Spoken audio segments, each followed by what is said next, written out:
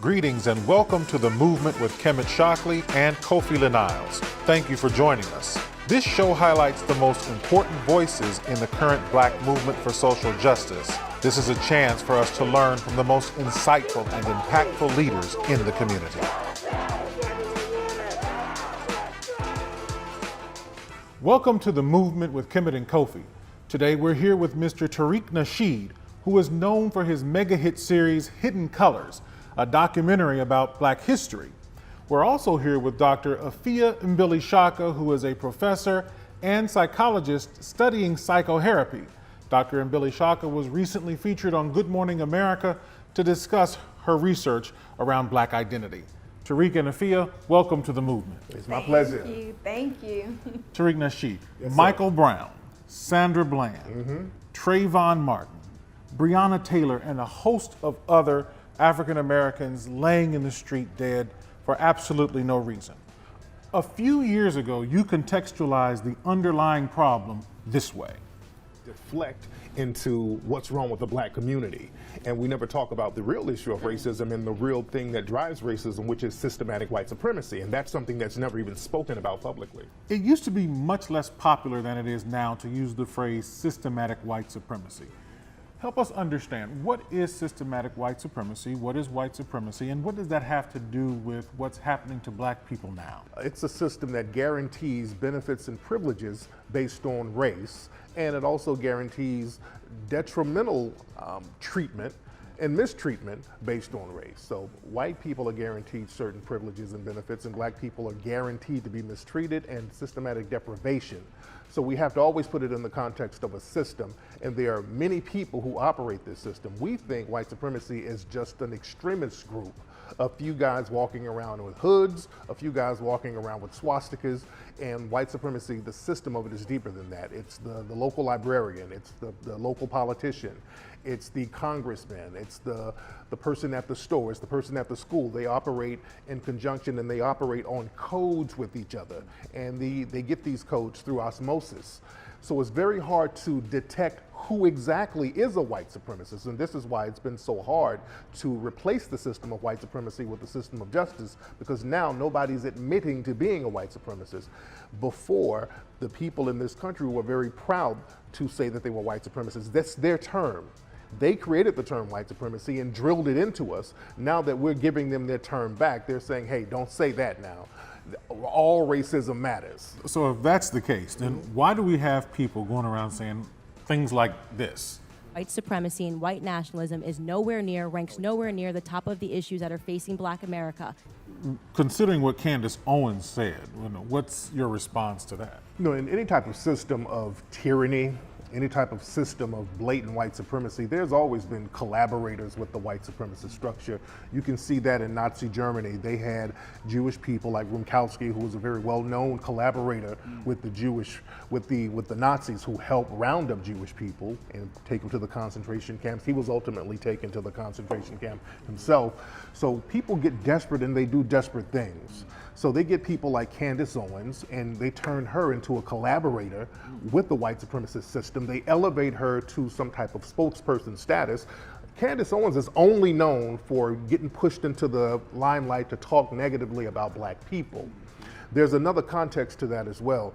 White supremacy is a global plantation. The earth has been turned into a plantation. All of Africa and Caribbean nations, those are the fields. America is the big house. And a lot of folks who are in the field, they want to get in the big house. So they'll collaborate with the white supremacist masters to get in the big house. So they will do certain things to undermine the Black people who are in the big house, which is us. Now, let's look at it in the context of slavery. Most of the runaways in slavery were people working in the house, because they were right there under white supremacy and they saw how detrimental and how demonic it was, and there was nowhere else to go. You couldn't go the only thing was freedom. So if you look at slave narratives, the runaways were the ones in the house. We are the ones, foundational Black Americans, we fight white supremacy tooth and nail. But you have other groups who want to come in because they've been deprived of resources in their homeland. So they just want to get into a comfortable zone in the big house and almost replace us to a certain degree. So they will systematically go get Caribbeans. Candace Owens is Caribbean. A lot of people don't know that. And she identifies with being Caribbean. Most of the people that are the blacks for Trump folks, most of them are West African immigrants or Caribbean immigrants. Many of them are Jamaican. And that's deliberate, because white supremacists, they're very scientific and they know how to strategically use black people against each other. That's very interesting. Yeah. Dr. Mbili Shaka, you hear this, what Tariq Nasheed is saying is that we are beset with almost a violent, just vile brand of white supremacy. But yet you have what Candace Owens just said. At the same time, are we experiencing more of sort of like what we used to have in the 1960s with COINTELPRO, as this intentional discord in the community in terms of what everybody is thinking? Or do we have sort of just genuine disagreement? What do you say? Well, there are a variety of ways to interpret her behavior and the behavior of other people that have been pawns in the system of white supremacy or victims of it. I think that there needs to be group cohesiveness as a way to address white supremacy. But I think that one of the greatest attacks of black people is creating discord.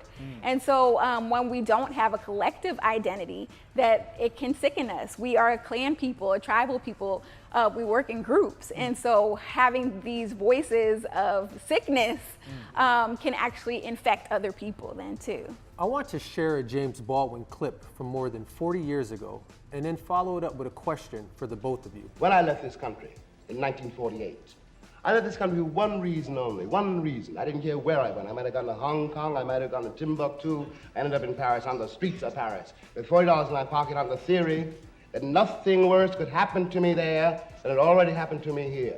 More and more, I'm hearing black people, especially millennials, say, you know what? The US isn't for black people. I'm moving back to Africa. And this year, the Exodus Alliance, seen here, started a $1 billion campaign to help Africans across the diaspora repatriate to the continent. Dr. Mbili Shaka, can you tell us why you believe more black people are giving up on the American dream and instead choosing an African dream? I think that a lot of black millennials in particular are looking for a space to be whole and complete and not under terrorism and attack. Now, there is a universal context of racism, but there's more of a feeling of safety when you're surrounded by people who look like you and who can actually communicate with you and don't see you as less than human. I think that when I've traveled around the world, where I have felt the most myself and human is on the African continent. That I don't have to think about certain issues or have to be worried about how someone could misinterpret a behavior or a saying. And I feel like that I'm within community. Now I'm mindful that there are systems and it's a global plantation, but in certain spaces I feel more myself, my true black and African self. Now, Tariq Nasheed, you've advanced the idea that black people are foundational to the United States. So you wouldn't necessarily advocate for repatriation? Absolutely not, because we've been here for half a millennium. And we are foundational black Americans. We are our own ethnic group.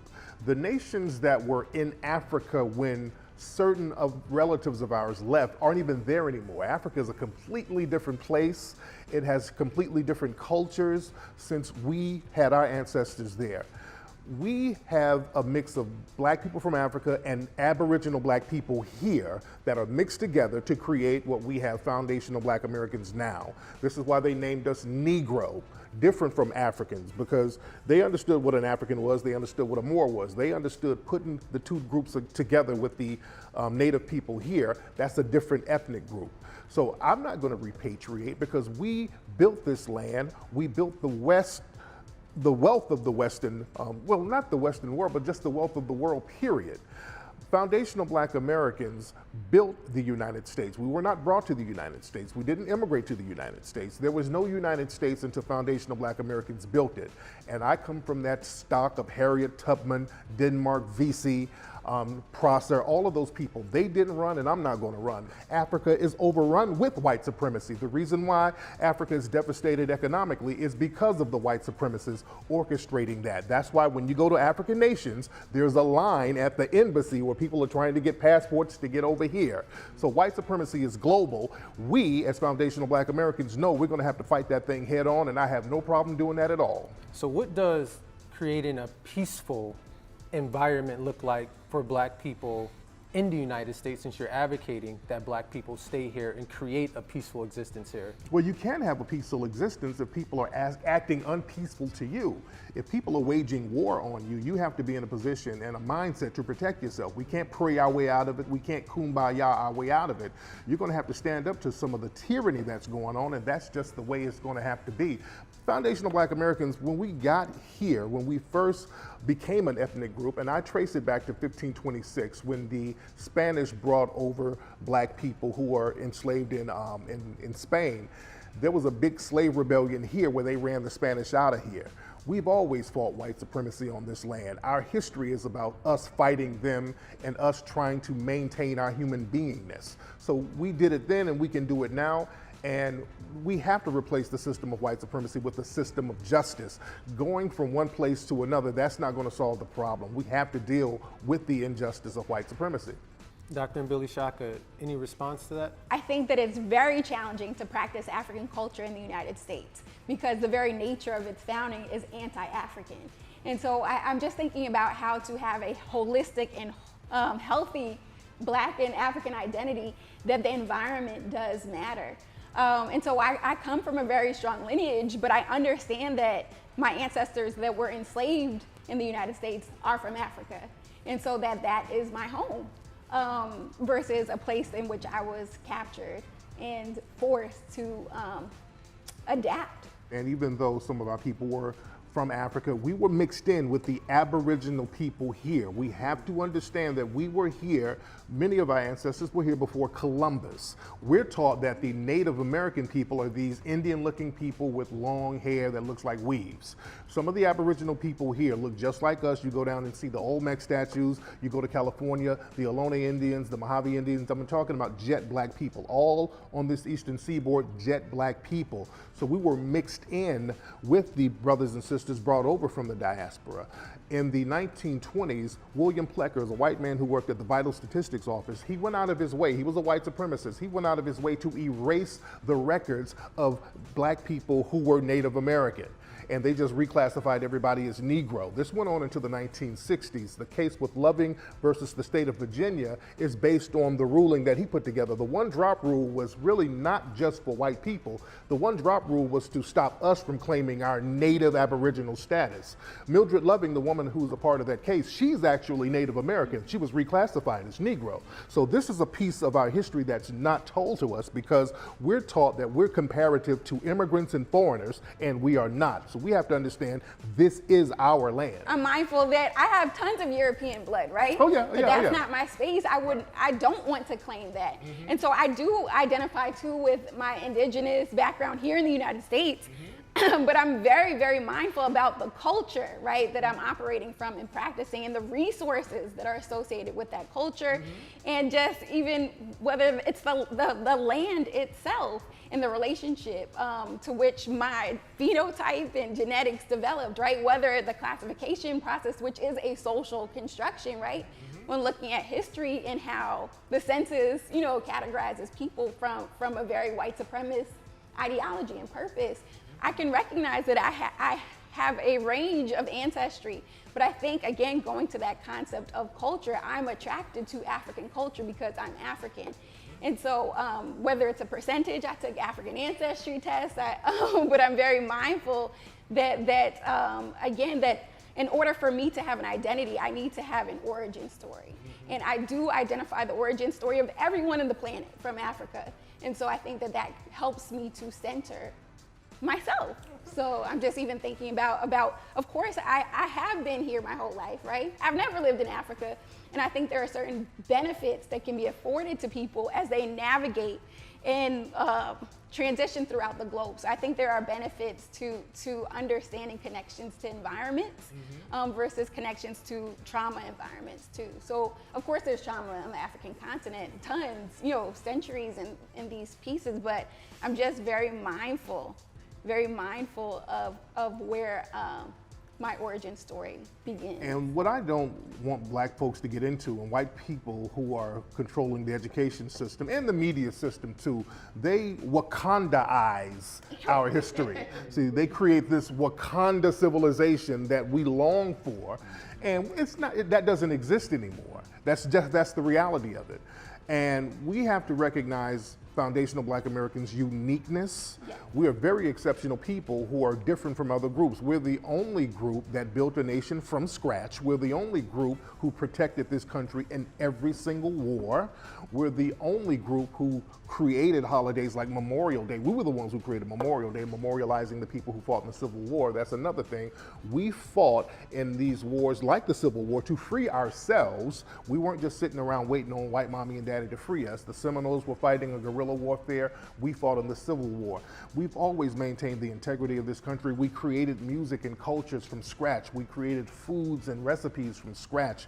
We've done so many things. We created languages from scratch. So we are the culture of this nation. We're the moral fiber of this nation. And that's the thing that keeps this nation together. And that's the thing that makes this nation great, is the moral fiber that we put down. This is why when you think of black people, you think of foundational black Americans. You think of Muhammad Ali, you think of Dr. Martin Luther King, you think of Rosa Parks, you think of Ida B. Wells, you think of foundational black Americans, because we've been the moral fiber of the planet, if you want to go there. But that's no disrespect to our brothers and sisters in Africa. I go to Africa all the time and I got a lot of love for them. We have a lot of respect for them, but we just understand our own unique ethnic group as foundational black Americans. Tariq Nasheed, you just said something that's very interesting. In terms of looking at Pan-Africanism, this idea of all African people being a unified group and things of that nature. Yeah.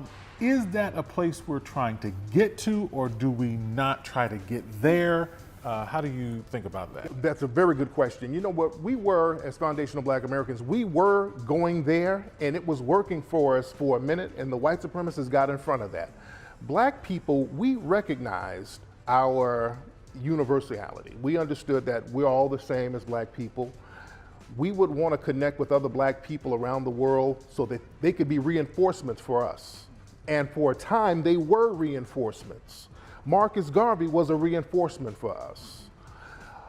Stokely Carmichael, who's Caribbean, that was a reinforcement for us. Schomburg, Puerto Rico, that was a reinforcement.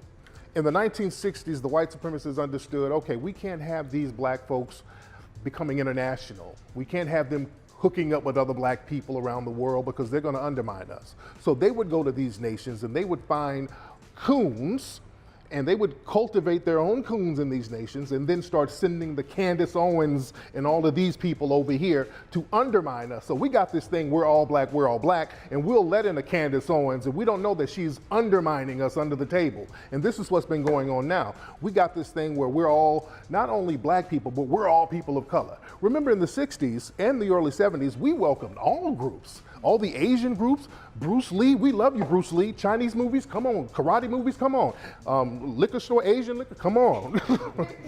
All of that stuff was built on our backs. But ultimately, later on down the line, you see these people started to kind of undermine and turn on us, and everything started to work against us. So we have to not just open the door to be kumbaya, kumbaya for everybody, because that will be used against us at one point. So we have to understand, we have to look out for resources for ourselves as our own distinct group, so we don't get exploited. So let me ask you this. Yes. You mentioned coons. Yes. So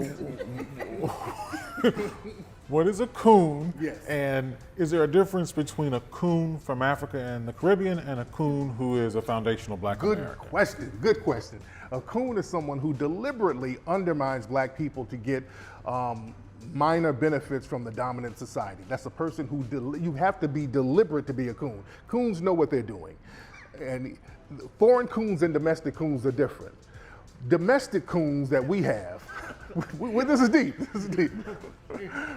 The domestic coons are more buffoonish and cartoonish. because they understand they can't walk among us, so there's only so far they can go with the coon. They're like Diamond and Silk. They're more buffoonish. Even white people don't take them seriously.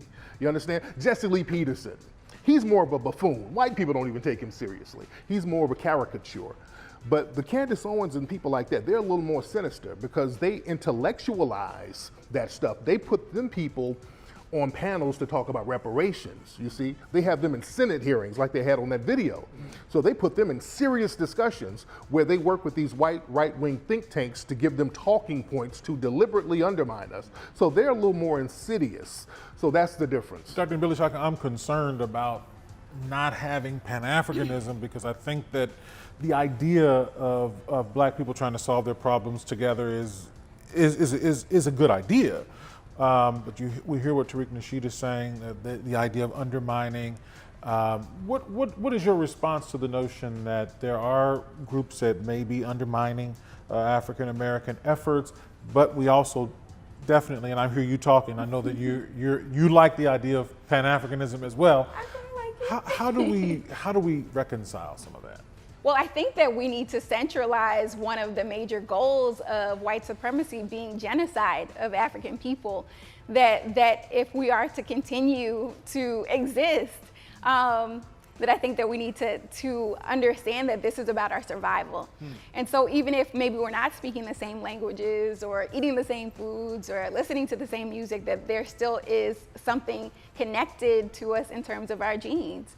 And so that you know, we have to recognize that using the coon, whatever the sort of the American or the Caribbean coon is still seeing that person as part of white genetic survival, right? That they need these black voices to protect them, right? Because if they don't have that protection amongst black people, that they are a global minority. And so to recognize that we can step into power, access our resources through this collective effort in terms of thinking about where the greatest amount of resources are on the planet, and to be able to protect those resources and utilize power to protect those, that I think that it involves a group cohesiveness. And I think that that's one of the major impacts of colonialism and enslavement, was to destroy that group cohesiveness, to in terms of the involuntary migration of African people, but how to reconnect through this agenda of survival. So I'm just thinking about, on a very genetic level, how Pan-Africanism functions and why. The thing is, Pan-Africanism, unfortunately, for the last, I would say 50 years, it's been very one-sided. In the 1960s, our people, man, we not only were we fighting for our civil rights here, we were fighting for immigration rights. We really sacrificed a lot to get those immigration laws passed. So now, I see a lot of people from immigrant families, especially Nigeria, places like that, who say that they get the talk. And the talk is, before they immigrate here, when you get to America, you stay away from the Akata, you stay away from them blacks. They're all gang members, and they're gonna get you pregnant, and they're gonna do all this stuff. So they get all these stereotypes, and we're welcoming these people thinking, okay, these are our brothers and sisters, and they're looking at me as an Akata, and that's not gonna work for us. So we have to understand when people are coming over and they're going to be genuine allies, or they're just going to come over and use the resources. We're Akatas, but you're using all of the DACA programs, which is the Dreamer program named after Foundational Black American, and the LIFT program based on Lift Every Voice. All of these programs with these Foundational Black American connotations, you benefit off of the labor and the work and the efforts of Foundational Black Americans, yet you have contempt. So we're going to have to stop that contempt game and make everybody put respect on our name. I was recently in the Bahamas. Yes. And I was talking to some black people in the Bahamas, and they said that there are African Americans who come there who treat them as less than, right? So I'm wondering, if we were to talk to our brothers and sisters in Bahamas and in other parts of Caribbean and Africa, and they share those kinds of stories, what is your response to a notion that African Americans also may exhibit some coonery when they visit other countries? I can imagine some people maybe in a hotel setting or a tourist setting who might be rude. We don't have our version of Candace Owens going over to an African nation, getting into their political business, telling them what they are not supposed to get. We don't have that. We don't have our version of Jesse Lee Peterson going to Jamaica telling people they shouldn't get reparations. See, we get immigrants coming over here from Africa and the Caribbean telling us what we shouldn't get after they benefit from some of the resources that we have. But we don't have that on the flip side. So again, there might be situations of individual rudeness, but as far as a whole network of people like they have over here who will try to undermine us, we don't do that to them. As a matter of fact, when we go to Caribbean nations and African nations, as you guys have displayed, we show respect. We go there and we revere these nations. Even though we haven't lived there in 500 years, we still show respect to those African nations. I've given all types of money to African orphanages. I show respect and I get respect when I get over there. And John Henry Clark even talked about the Africans who play games when they come to the West. And that's a part of it, and we have to recognize that and not let that undermine us. Yeah, I'm just thinking about Dr. Clark as well in terms of just even identifying these historical movements where it included Africans from all over the globe collaborating, just even like for the Haitian Revolution, having the Jamaican connection with the Haitian connection that is actually what allowed it to jump off. And so I'm just thinking about the power that happens when we have a centralized goal or agenda in terms of liberation of African people globally. But I'm just thinking too about the role of the media. For my mind is just going into this media in terms of how that shapes the images of Africans around the globe. So, for Nigerian families, they're utilizing information that they saw in a movie or saw on a television show that are stereotypes about, Black Americans, and just even how that's not authentic engagement with each other. And so I'm just imagining what it would look like, like you were saying, pre-1960s, what it actually looked like when they would have these Pan-African conferences in locations for people to gather and have conversation and build authentic relationships in terms of actually getting to know each other and being the foundation for our collaboration. Absolutely, and the white supremacists, they know us. They know us, they know our spirit, they know us.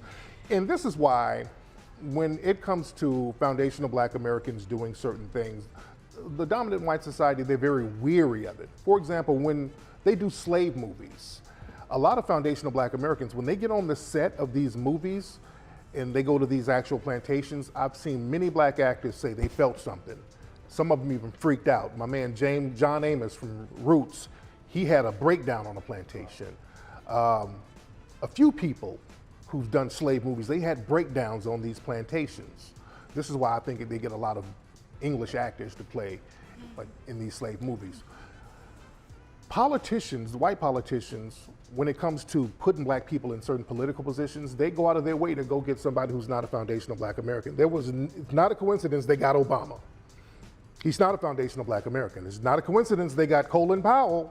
He's not a foundational Black American. Eric Holder is not a foundational Black American. So they do this stuff deliberately because they know Black people on a subconscious level, on a spiritual level, we're going to look out for other foundational Black Americans, but they know that a person who is of foreign descent might not have that same connection. So they can get that person and trust that they're not going to empower the rest of the group.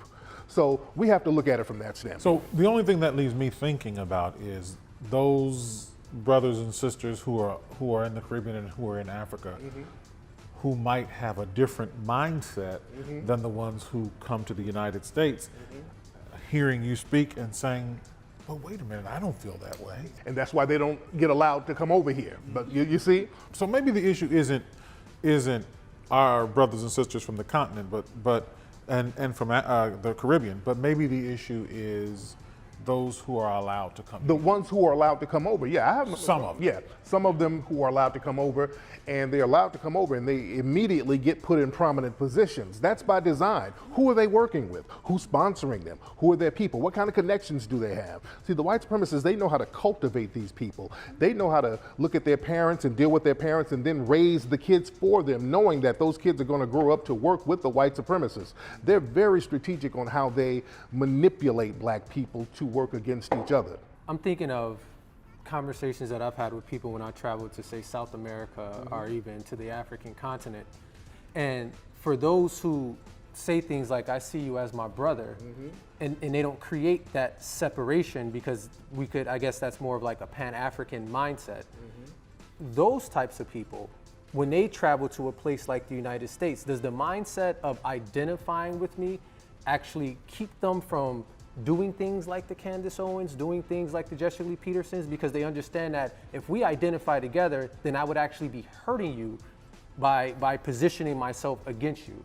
So in those ways, do aspects of Pan-Africanism actually solve the problem of putting myself in a separate group, saying maybe I'm Jamaican, so I'm not like you, or I'm Haitian, so I'm not like you as a foundational Black American, but instead saying we're all Black, we're all moving in this direction together, so I should be on code with you to address your issues in this country? No, the thing is, we think like that. We think, because look, foundational Black Americans, we dealt with slave owners differently. In South America and the Caribbean, the way the slave owners dealt with the people, they played little mind games on them. The French would play this little Creole game, like, okay, you're not quite Black, I'll call you Creole. The Spanish, when they would rape the African women, they would actually claim the children. That created a lot of confusion down in South American countries because they look at themselves, they'll call themselves Spanish. Hey, I'm Spanish. Yeah, I'm mestizo, I'm morena, I'm all this. They have all these different shades because they believe that they're part of the Spanish family. Over here in America, the British made no bones about their distaste and dislike for all colors of Black people. There is not a mulatto community in America. There's no octoroon community in America, whereas in South America and the Caribbean, you have little communities of these Creoles, these little communities of these mestizos, these little communities of octoroons, all of these different racial communities. We're all just Black, so we understand we're all the same, we're all gonna get treated the same. So we're welcoming all these other people thinking that they're gonna think like us, but when they get here, it's like, well, I'm a Creole, I'm not like him. I'm mixed. My mama's Black, but my dad is Haitian. So I'm Black, I'm mixed, but you're jet Black. So we got a lot of people who are confused about dealing with white supremacy because they bring over all of these color casts that's been beneficial in their homeland, but it doesn't work here. Because see, they get tangible things in these other nations with these little color casts. You get to, if you are not as dark, you get to own a business. So they actually get something out of it. We don't get nothing out of that stuff over here. We only do the color thing when it comes to dating, and that's it. That's the only time it makes a difference. But as far as getting resources, light skin, dark skin means nothing. You get treated the same over here, and we recognize that. It makes me think of my niece asked me a question about a month ago, and she said, what does it mean to be Black? How can I understand who I am as a Black person? Mm-hmm. If she asked you that question, Dr. and Billy Shaka, what would you tell her? What does it mean to be Black? What is Black identity? This is something I've been studying and why I chose to go to Howard in terms of really understanding that definition. The way that I understand Black identity, it's an internalized and evolving narrative of self within a racial system, right? It's the stories that we tell ourselves about who we are and who we're connected to and who, well, just thinking about the culture of race and racism and your relationship with it. I don't think that there's one universal answer to what being Black is or what it means to have a Black identity, because of the range of phenotype, because of the range of life experiences, access to resources, languages. But I think that there is, again, a story. I operate from the story piece in terms of conceptualizing what identity is. It's answering, who am I? And in that answering, if you say Black, that it has lots of meaning. Now the meaning can shift depending on where you are, the timeline, the physical space. But if you just, how old is your niece? You said? 15. 15, okay, I was like, if she was 6, I would say one way, but 15. But yeah, answering the question of who am I and saying Black has an implication about your history and it has an implication about your culture.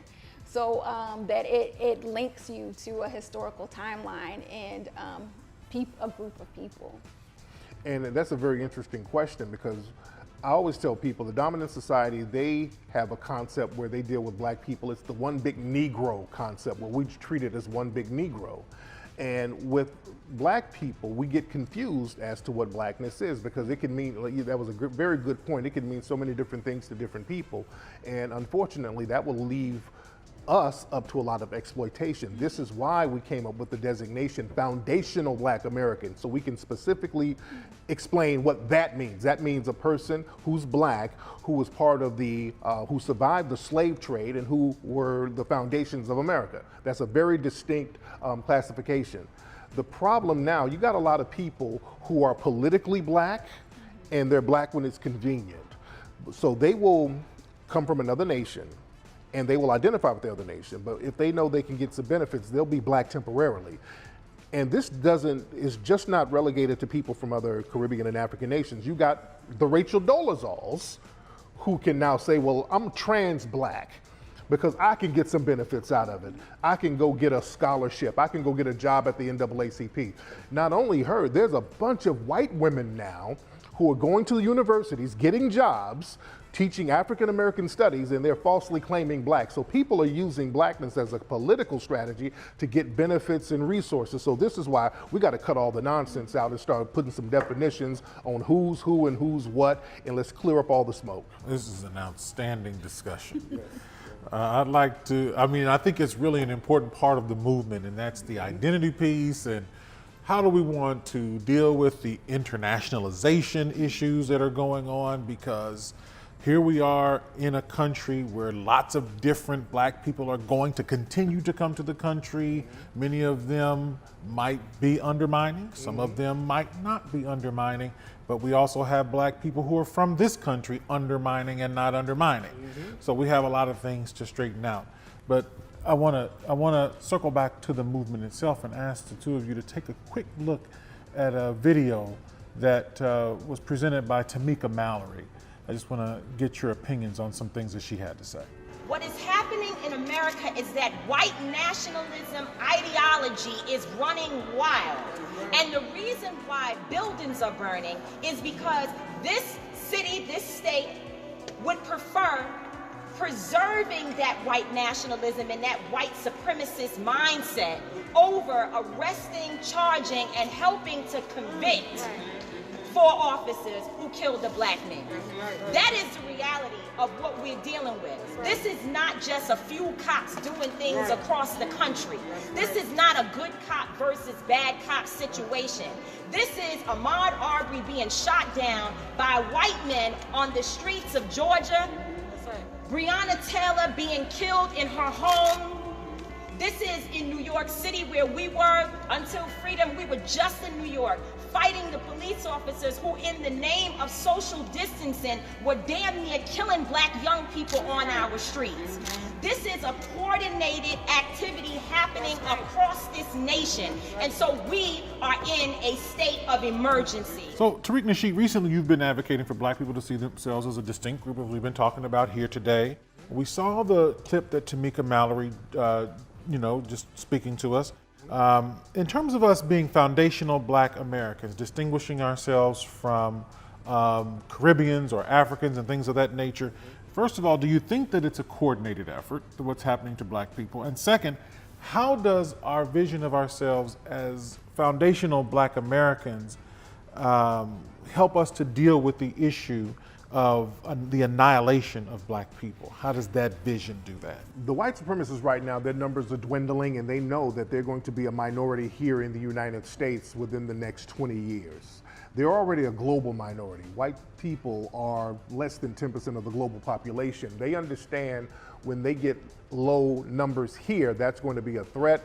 They want to create an apartheid state. The problem is, Black people in America, we have a history of fighting them. So they're trying to establish dominance over us now by creating a militaristic apartheid regime. So this is why we're seeing all of these random killings of Black people all around the country that's just brazen, and they're just being bold about it because they're trying to haze us to get us to break down and accept it, and it's not working. So the problem is when they start bringing in other groups from other places to work with them and try to undermine us, we have to understand who they are and who's working with the white supremacists and who cannot come into our circles. This is why we're looking at ourselves as our own distinct group so that we know who to connect with to fight the white supremacists. we are in a war with these people, and we have to look at it as warfare, and we have to see who's the collaborators, and we have to look at the common denominator of the collaborators. And when I see that, most of the collaborators that I see with the white supremacists are people who want to replace us anyway. A lot of people come over from African and Caribbean nations, not all of them, but they want to be tethers. The movie Us was really about that, the tethers, the people coming in and replacing another group from outside. So there are people out here who don't mind seeing us getting killed because they're like, okay, we can come over and we can take their place and I'll be good to white mommy and white daddy. That's not all the African brothers and sisters, but there's a significant number. Again, that goes back to the Candace Owens and people like that who don't mind being under white supremacy. It's better than being in a village with no water. That's their mentality. So we tried to reach out, and we still want to reach out to brothers and sisters in the diaspora so that we can build up an economic base. Malcolm tried to do it in the 60s. People don't know that he was rejected by a lot of the African nations. They actually told Malcolm, hey Malcolm, we like you, we respect you, but we have our own problems. The Latino community did the same thing too. They told us, hey, black people, our problem is not the Negro problem. So all of these groups turn their backs on us, and we're still on this kumbaya thing. So we need to start looking out for ourselves and saying, okay, look, if y'all not trying to get on the bandwagon and fight these people, we'll do it on our own. We've done it before. We don't need no loose ends and people undermining us anyway. So this is why we're looking at our own distinct group. Dr. Billy Shaka, do you see what's happening as being a coordinated effort? Is this an intentional coordinated effort? These things that are happening to black people? And you can also talk about what you think about what Tariq Nasheed just said. Yeah, my attention is going to the quiet and calm conversations that happen in boardrooms and in offices that coordinate the effort, right? In terms of the policies and procedures and the very constitution and foundation of this country were done to coordinate the efforts in terms of thinking about who is enforcing these systems of white supremacy and even terrorizing them, right? We're talking about white supremacy, but we do also have to call it terrorism, white terrorism and global domination.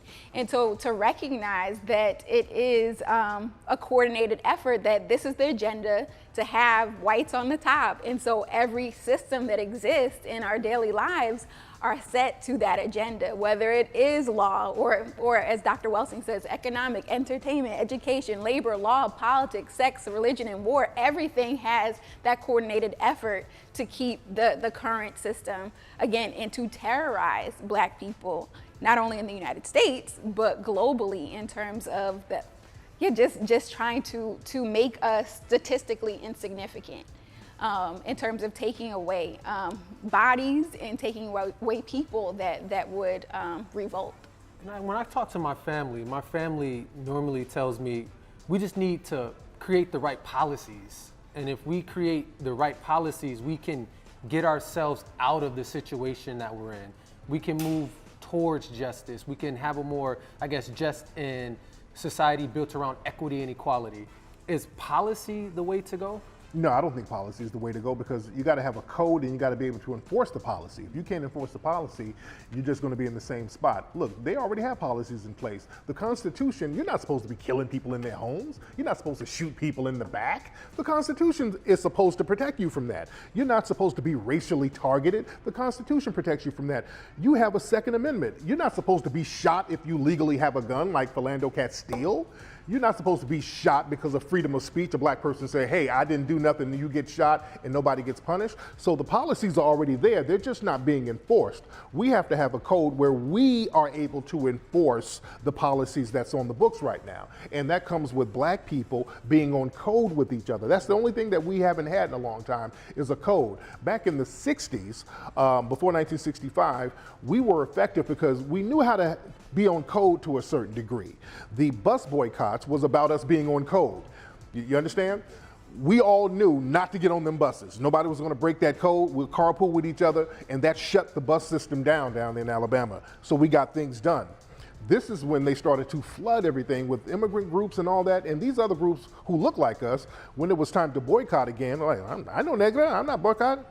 So for a long time, we have not been able to get on code because we got all these different ethnic groups who look like us, but they feel, okay, I don't have to get on code with him because I'm different than him. So this is why we gotta, if we're gonna be a global African group, let's be a global African group, and everybody's treating us differently. And when we start saying, okay, look, if you want to treat us differently, we're going to look at ourselves and distinguish ourselves differently, then people want to cry foul because they know that they've been riding our coattails. We've been doing the fighting for all these other groups. See, they look at Foundational Black Americans as their military group because we're the only ones who will get out here and take it to the streets on a regular basis. The Watts riots, the LA riots. We put in some work out here.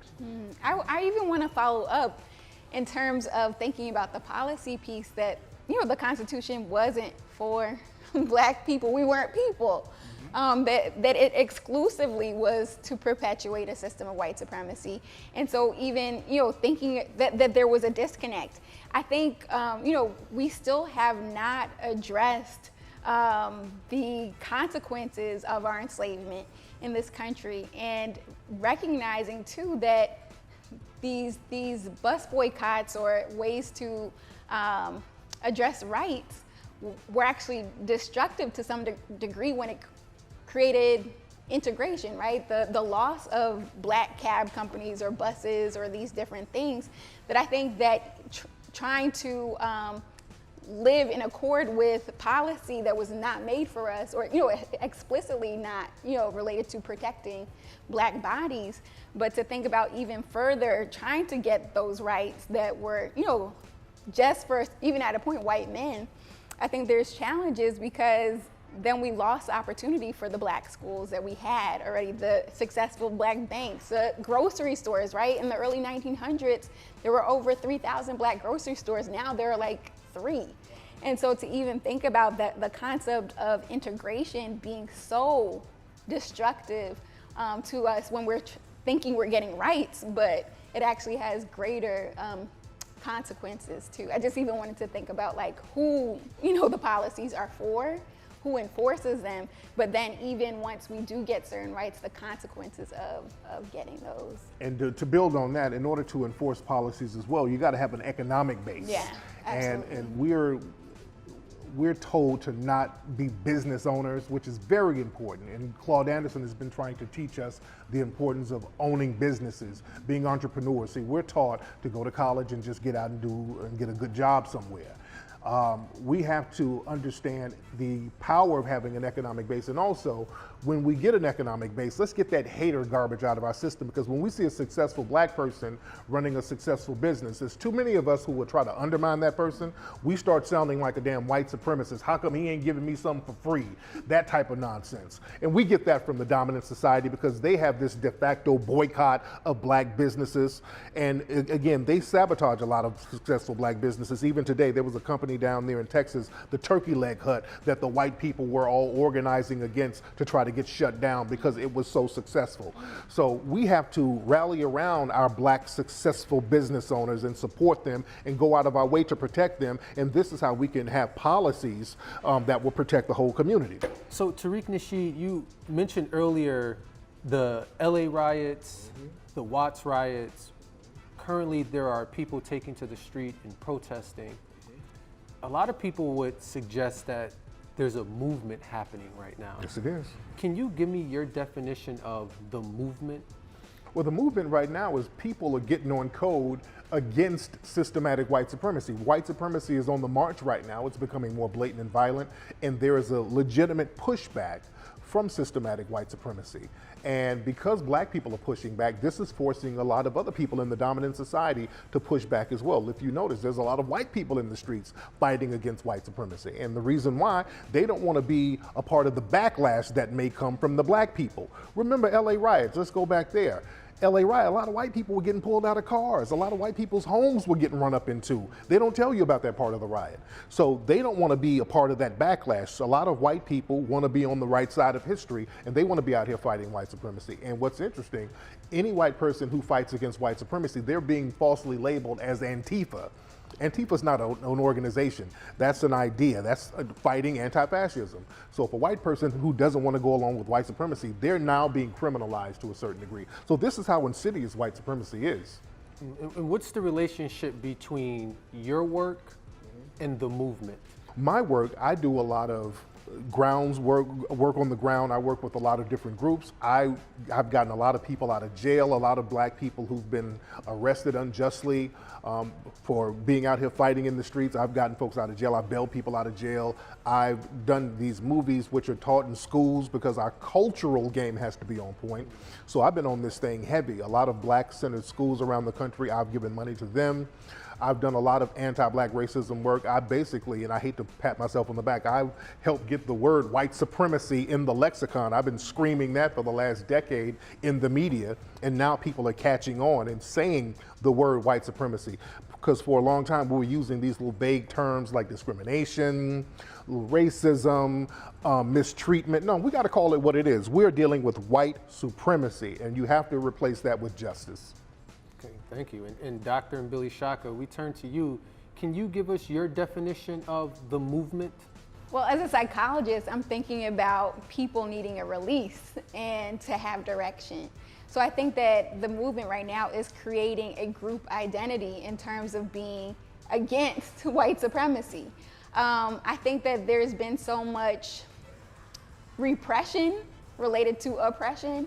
And so I'm just thinking about how the movement is really an opportunity to get a release, to express anger collectively and for it to be affirmed, to actually see how anger can impact your space and even white guilt. I think that it's an emotional movement, if that makes sense too, in terms of being able to articulate and express stories that were shut down and unable to be articulated, or words being able to be used, there's been so much silence on Black pain.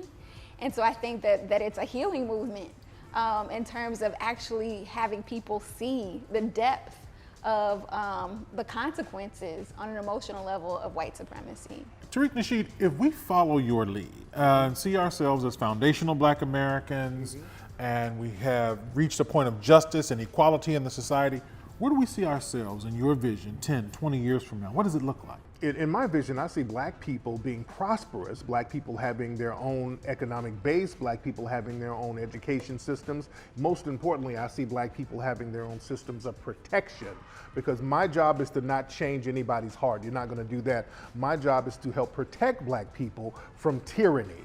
I want people to know we don't have to have a pie in the sky ideology about what needs to be done. We can do very tangible things. There's 4 things that Black people can do right now to help counter white supremacy and try to bring a semblance of justice because of the tyranny that's going on right now. Number 1, we can get on code, all have a code, and understand we're going to do what works and not do what doesn't work.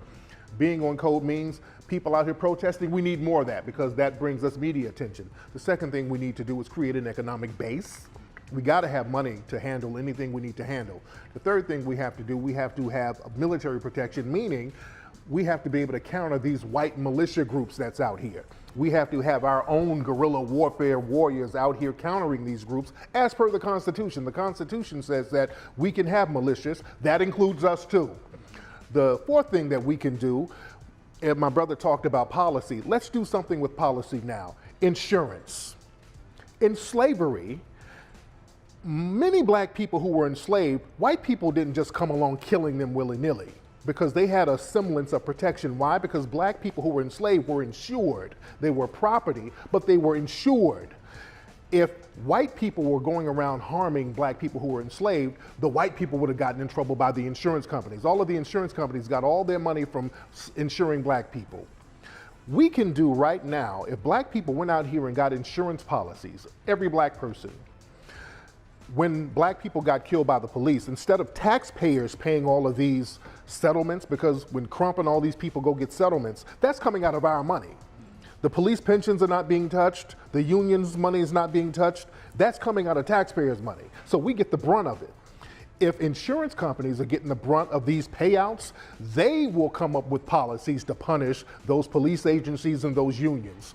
One movement I'm doing now, I'm working with Black insurance companies and Black insurance licensed people to start getting Black people insured to help counter this stuff. So we got to do real world things out here, and we can get it done. We just got to be on code.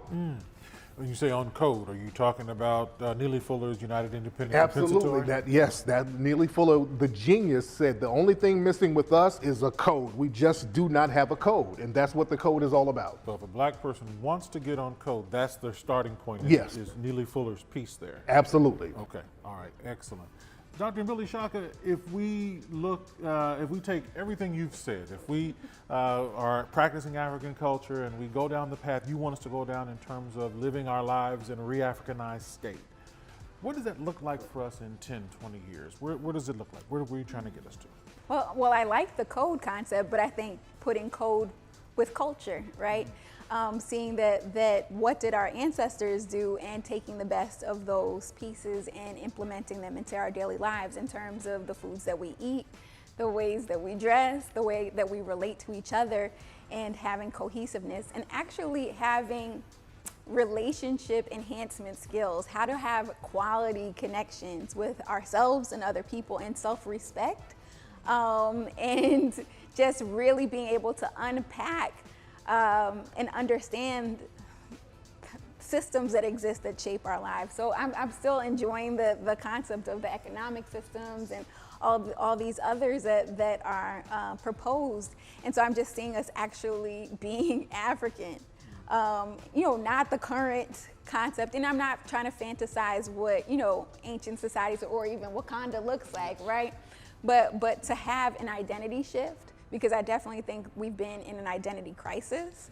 And so to have a very clear concept of who am I who I say I am I all I ought to be? So that's Frantz Fanon, but just having clarity of identity and sense of self, I think is the ideal future time. And so being your most authentic.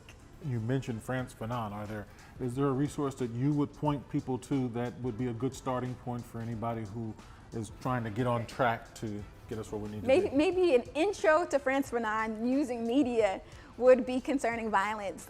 So the film narrated by Lauryn Hill, just even as an entry point in terms of her actually reading his text and applying it to modern times in terms of the impact of white supremacy in Africa. So I would almost say that that's a very intro to Frantz Fanon. You know what I think is interesting is if we put both of your ideas together, I think we'd come up with something very, very, very powerful that gets us to a much better place than where we find ourselves today. Absolutely. Dr. Afia and Billy Shaka, Mr. Tariq Nasheed, thank you so much for joining us on The Pleasure. Movement. To Tariq Nasheed and Dr. Afia and Billy Shaka, thank you for joining us on The Movement. And to you, our viewers, remember to follow us on Facebook at The Movement with Kemet and Kofi. And remember to join us next time on The Movement.